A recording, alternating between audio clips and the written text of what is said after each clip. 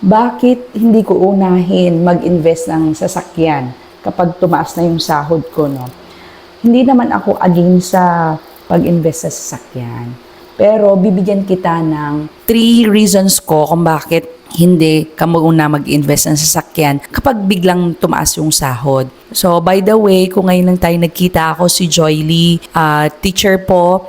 And may 10 years na akong, more than 10 years na bilang isang employed and mahilig ng business on the side. So, ganito nga, nung nagkasasakyan na ako, syempre, masaya kasi that is 5 years ago na nagkasasakyan ako. Syempre, masaya. Walang kasing saya kasi syempre, makakapunta na ako sa lahat ng parang pag kahit gabi, pupunta ka kung saan and buong family, masaya kasama mo sila. Ang nagiging problema ko lang, kasi kapapanganak ko na nun, nagkasabay-sabay. Ang mangyayari dyan is, yung gatas ng bata, syempre alam mo na kung pamamanak mo, no, parang malaki ang gastusin.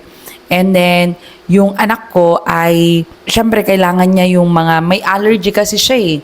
May allergy siya sa gatas. So, tendency, medyo mahal ang bibilin mo na gatas. And then, ang nagiging problema ngayon, nahahati yung panggastos ko ngayon dun sa maintenance sa sasakyan, sa mga gastusin, saan pupunta, or any na aayusin sa sasakyan, nahahati ngayon. So, ang problema ko kasi, one source lang ako. One source of income, yun ang pinagkukunan ko kung saan ako nagbabayad, kung pambayad ko ng sasakyan, and then panggastos.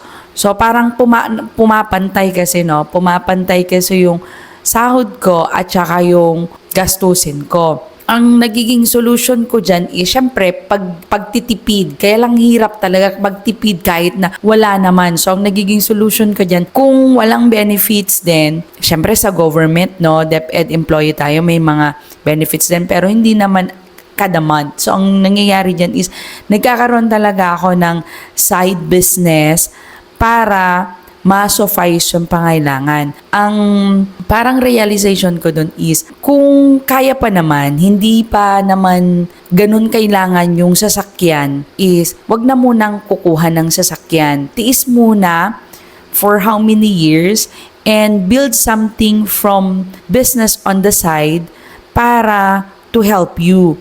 Kasi reason number 1 kung bakit hindi is, tendency is mahirapan ka sa gastos. Lalo na biglaan na pagtaas ng sahod mo, syempre, hindi mo yan mapipigilan din na you eat din ng gusto mong kainin kasi I deserve, kasi pinaghirapan ko naman.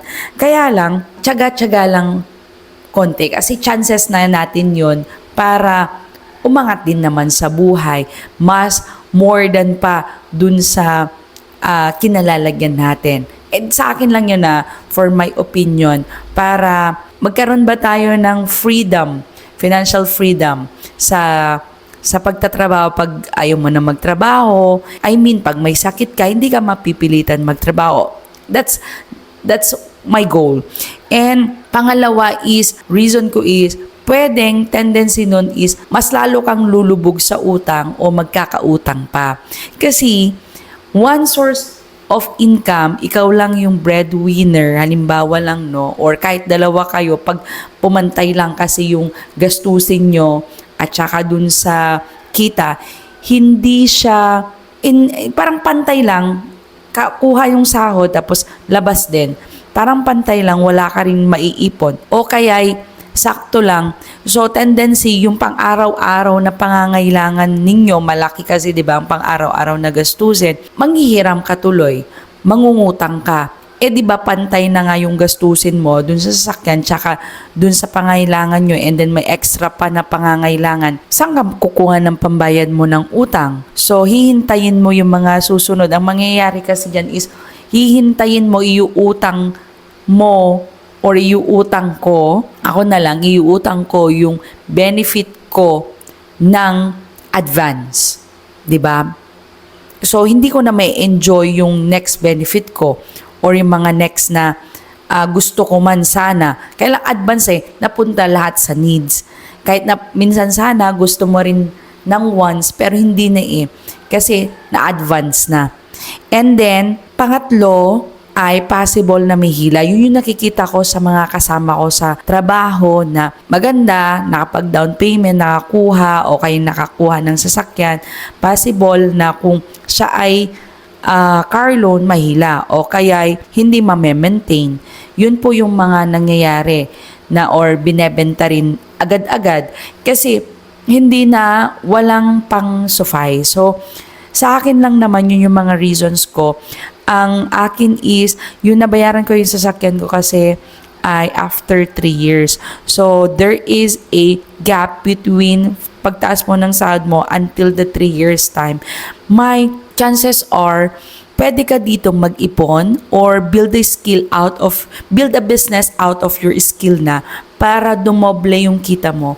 Para pag dumating na talaga yung time na gusto mo rin talaga na magkasasakyan, hindi ka mahirapan. Ang ganda kasi, napaka-comfortable din naman kasi na may sasakyan and masaya. Pero, ang hindi lang doon is, parang ang mangyayari is, kung labas-pasok lang yung sweldo, parang sasabihin mo na lang sa sarili mo, sayang, hindi na lang sana kumuha ng sasakyan. Pero, sayang naman yung chance na nagkasasakyan ka na kasi upgrade yun sa buhay mo. Kaya lang, hindi napaghandaan. Yun din lang sa akin.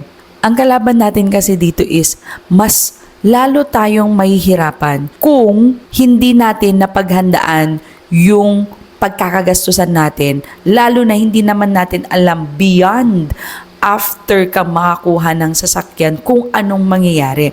Since kung ikaw ang breadwinner, may family ka, chances are uunahin mo sila. And sayang naman, kung nakakuha ka na ng sasakyan, sayang yung ginastos mo, pinang down payment mo sa mga ilang buwan. Tapos mababatak lang din, mawawala din sa'yo, ibebenta mo lang ulit.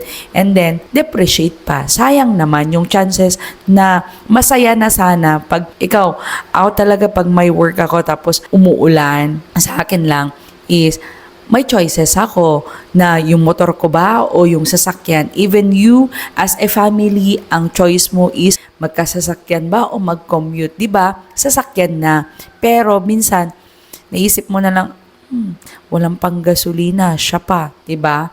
Yun ang iniisip natin. So yun lang, gusto ko lang mag-share para in that gap of how many years ay makapag-ipon or makapil ng something na second source of income para to suffice at hindi to suffice yung pangangailangan ng sasakyan at pangangailangan natin araw-araw para hindi mawala sa atin yung chances natin na nagkasasakyan tayo on the first time or alam mo na ang gagawin mo on the second time na magkasasakyan ka at least hindi na yon mawawala sa'yo and siyempre, makukuha mo na yung sasakyan na best para sa'yo kasi alam mo na kung paano alagaan. So, that's it. So, yan lang po. Thank you sa panonood. And don't forget to like, share, and subscribe on my video. See you po on my next vlog. Paalam!